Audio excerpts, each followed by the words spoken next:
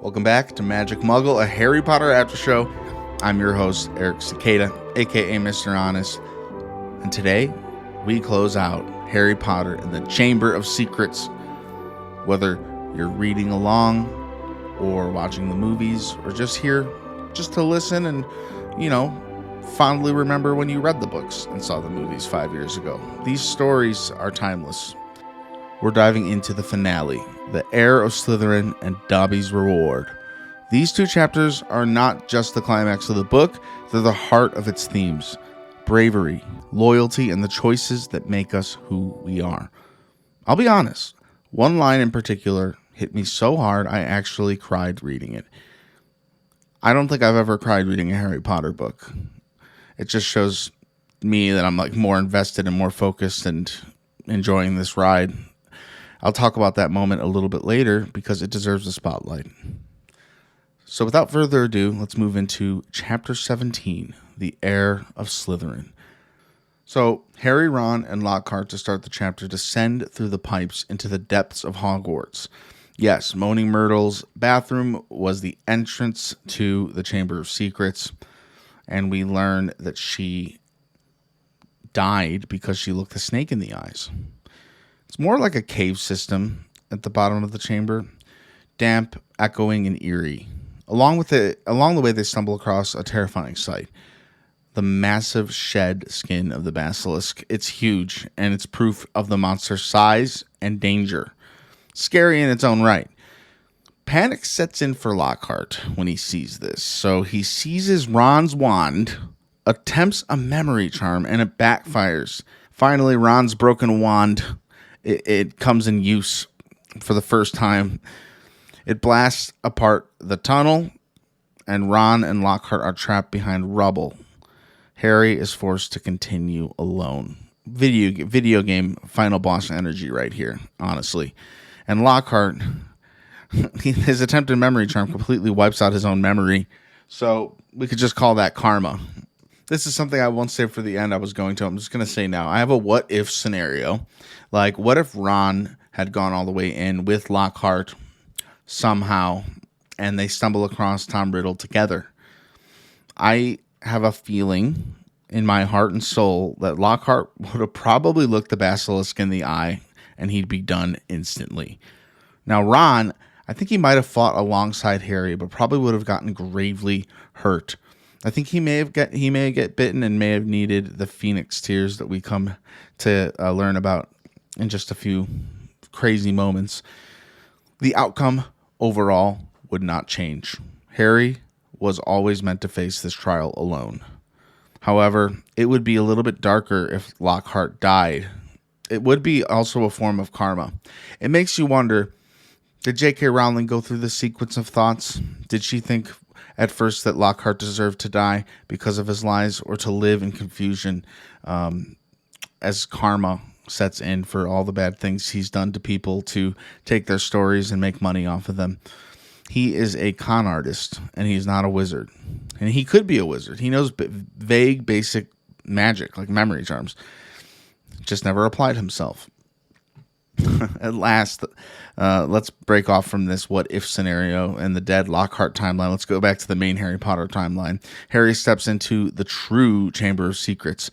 Not just tunnels, but vast, big room lined with giant stone serpents, with the towering statue of Salazar Slytherin looming at the far end. He finds Ginny, pale, cold, and fading fast. Then Tom Riddle, of all people, appears, right? Smooth and chilling. Harry almost trusts him for a bit. He reveals how Ginny poured her soul into the diary, giving him strength. And then the reveal. Tom Riddle, he puts his name in, his full name, Tom Marvolo Riddle, and then he rearranges it to say, I am Lord Voldemort. Epic twist.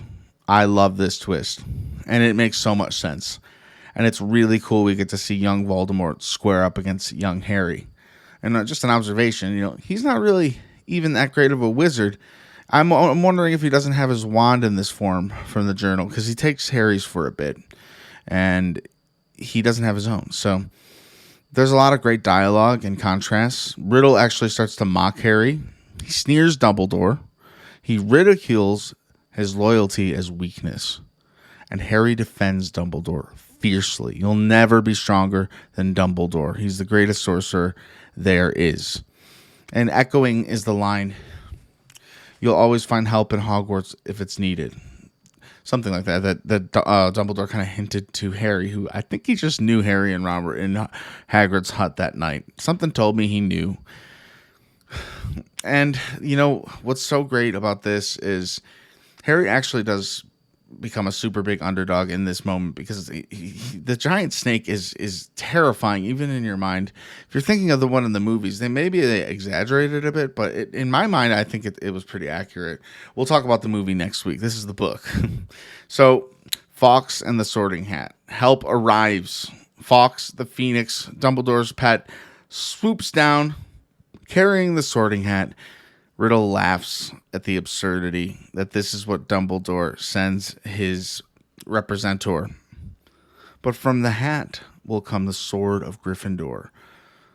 How insanely cool is it to see Harry Potter with a sword?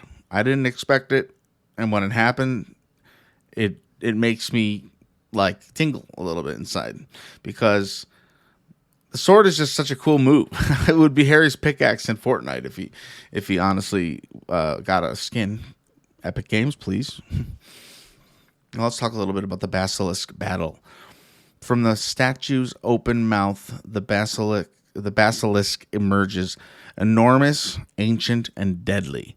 Fawkes blinds it, gouging it in the eyes, which is just so helpful. Fawkes is so freaking helpful. Harry, cornered, draws the sword from the Sorting Hat and drives it into the roof of the serpent's mouth. This is all a little bit after a little bit of Harry having to close his eyes and Fawkes coming just the right time to help out. It's just a miracle Fawkes made it out alive. I thought he was going to have to be a sacrifice bird. We did not want that. It's a very special phoenix that obviously isn't its prime at this point. The beast collapsed, but not long before a fang, a giant one, pierces Harry's arm, venom sneering through him. Riddle gloats, and he's just mocking Harry because he's certain Harry will die. He doesn't care about his pet giant basilisk. He just wants revenge on Harry Potter, the kid who stopped the future him as an adult from being the evil Lord Voldemort he was meant to become. And Harry really does rub it in through this chapter. Every time he kind of talks about how great of a wizard he is, he talks about how he's living in fear now, and you're weak and you've lost. So just so you know, you go on to lose. And Harry can't see the future. There's a lot more that happens with Voldemort in this story. Obviously, it's an overarching story of the entire series. However, in this moment, Harry just had an instinct. He stabs the diary with the basilisk fang. Ink spurts out. Riddle screams, and he disintegrates. So, we didn't talk much about Tom Riddle manipulating Ginny Weasley. Honestly, that was a big twist in itself that I didn't mention but should have. Ginny Weasley is completely, almost petrified. Not petrified, that's what the snake does to people. She's brainwashed. And she has guilt. She basically has survivor's guilt, even though she didn't kill anyone. She has guilt. She knows her body committed the actions of painting on the wall. And, Riddle goes into completely describing how he took her soul and he started to put his soul into her because she was writing and telling him every detail of her life. I think that's phenomenal writing. I think it was a good twist because you didn't think that of Ginny, and she acts ever so suspicious. If you go back and you'll notice she's acting suspicious in the book. However, it's kind of glazed over, so when you get to this moment, it's a big reveal, and then you think of the tiny moment. Oh yeah, Ginny's been weird this book. Ginny, what a crazy first year at Hogwarts for Ginny, huh? So when Fawkes gives Harry his tears to heal his wound, Harry doesn't even realize it at first, but he heals him, and it's amazing, and you gotta love that. He gets healed and then takes out Voldemort just instinctually. We're hinting towards the way Voldemort stays alive, but barely. And I won't lay out the hints exactly, but there's certain objects that Voldemort may likely have in place to keep him alive. And that's all I'll say for this portion of the podcast, because it's getting a bit ahead of itself, but it just goes to show how good J.K. Rowling is, either at going back into the story and making this part of the book make sense in book 7, or vice versa. Plan all along. Either way, it seems like it was the plan all along. The name Tom Riddle, it sounds like such a natural name. Like, she obviously had to create that whole name based off of I am Lord Voldemort. My guess is she had the I am Lord Voldemort idea, then she had to make the name. And that must have been pretty freaking hard. Maybe Marvolo isn't a very common name, but Tom Riddle, I mean, that's just a great name on its own. Tom Marvolo Riddle does sound right. So she made magic happen. And when he spells out those letters, I mean, that is just an iconic moment. It's Voldemort working behind the scenes, even the past version of him, trying to get to Harry, the boy who lived. Wow, it's powerful. This whole book ending honestly gives me the chills. This is Harry's defining Gryffindor moment. Courage in the face of certain death, all for someone else. And Ginny is okay, and that's what matters the most. Ginny is safe. So we leave the chamber. Fawkes, in the iconic scene from the front of the American books on the front cover, they're being carried out by Fawkes flying everyone. He's so strong, this bird. This bird does so many things to help Harry. I mean, like, he really aided Harry. But Harry didn't do it alone. And but the fact is, he did do it. He killed the snake.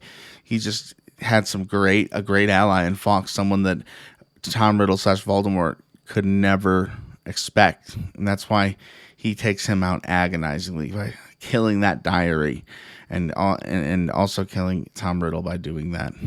That is great. And, Harry is so brave for going it alone into this. I remember even reading this as a kid and thinking, man, I would be so scared of that snake. I think anyone would. But Harry, he's been through not even a lot, but he knows his story. He knows this is Voldemort, and he knows this is his destiny in a sense. It's just written in him, on him. Another little hint. But the fact that Ginny is alive is what matters most. Let's talk about Dobby's reward. They return to the surface thanks to Fawkes, triumphant. Teachers and students rejoice. Hagrid is freed. The Weasleys are united. And Ginny Weasley gets to be completely unpunished because it wasn't her fault. It was not her fault.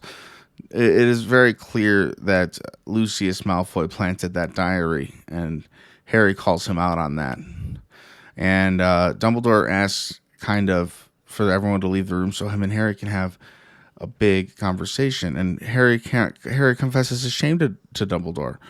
The Sorting Hat only put me in Gryffindor because I asked not to go into Slytherin.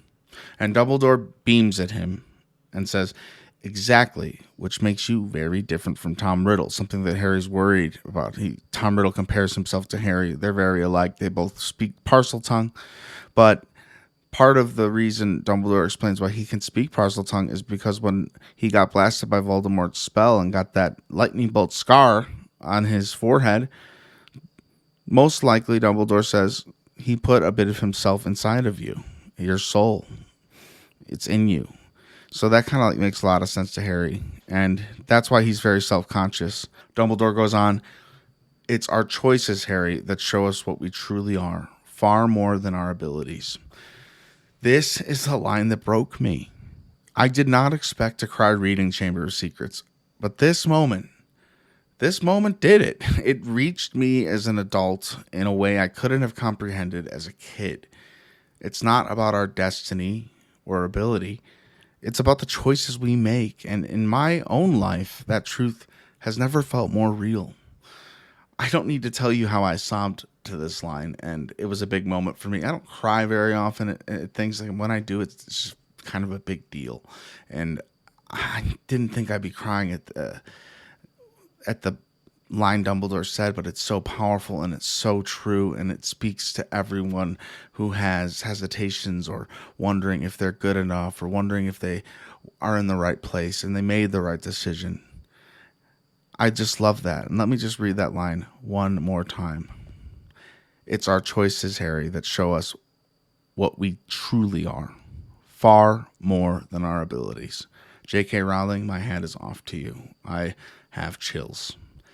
So let's talk a bit about Lucius and Dobby. Lucius storms in, and he's seething about the diary. He's seething about Dumbledore being back. We find out that Dumbledore was actually kind of pushed out of the school because of him.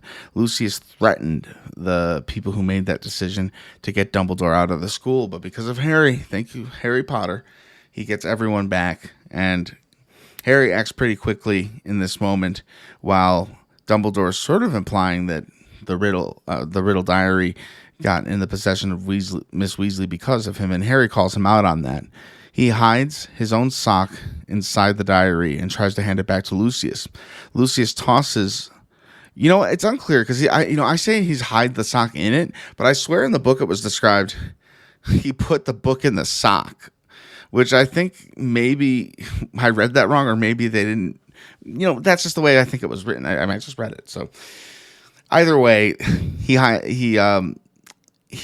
tosses the sock to Dobby, Lucius, in disgust. And Dobby opens the book and finds the sock. In the movie, that's definitely how it works. Master has given Dobby a sock. Dobby is free. Yes, because he just kicked him so hard. He's physically abusive towards Dobby, this innocent, awesome little house elf who's just trying to help Harry Potter not get harmed all year. And it honestly makes you feel for him before he gets that sock. You want him to be freed, and you don't know exactly what Harry's getting at until it exactly happens. Lucius is furious, and he tries to strike Harry, but Dobby intervenes, blasting back at him with a snap of his fingers. And at last, freedom. Celebration time. Exams are canceled. Petrified students get revived. Hermione is so happy that they figured out her clue, pipes, the Basilisk. Hermione did her part. She's going to have a bigger part at the end of the next book. This is Ron and Harry's journey. That's Hermione and Harry's journey in the third book, and then it kind of takes the books kind of take a more serious turn after that.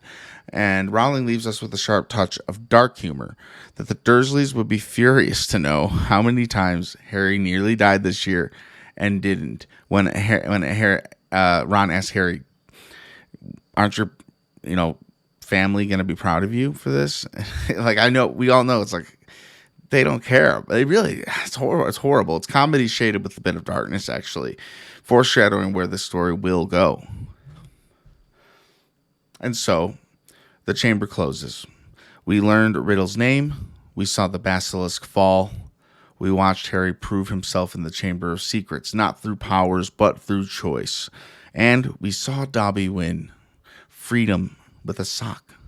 For me, this book wasn't just a reread, it was a revelation. That Dumbledore line, "It's our choices, Harry, that show us who we truly are, far more than our abilities." Third time I'm reading it. It's just going to stay with me forever. I'll remember that night I sat there in tears in my eyes, realizing how true it is in my own life. And the fact that Harry puts things on his back like an adult. Harry deals with so many adult things in his young life that just make him so extraordinary. And he becomes an actual hero opposed to just a baby who counteracted a spell with his mom's love, which is beautiful. But in this, he did have help, but he took action. He slayed the beast. He destroyed the villain. So a lot more credibility to the audience, at least, seeing Harry actually be an actual freaking hero.